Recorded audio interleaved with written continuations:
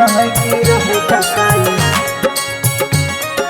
भाई रहे की रहे कसाई।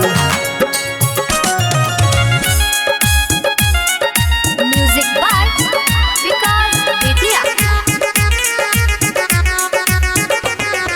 भाई रहे की रहे कसाई,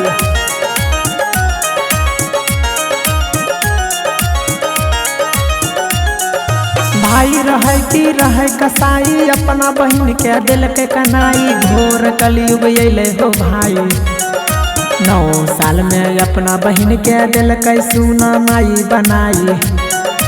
अपना बहन के माई बनाई, यह सुन के आबै रोवाई, यह सुन के आबै रोवाई। घोर कलयुग अइले हो भाई, भाई रहे की रहे कसाई, अपना बहन के दिल के रोवाई।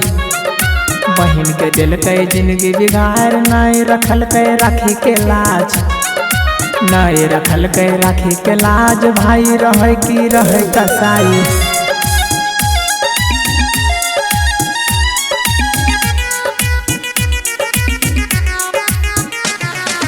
भाई रहे की रहे कसाई।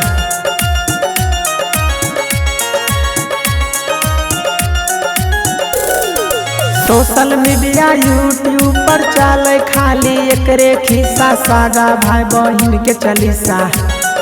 भाई के चढ़ले प्यार के नासा, बहन के दिल के जिंदगी बिगाड़। 9 साल में अपना बहन के दिल के सुना माई बनाई।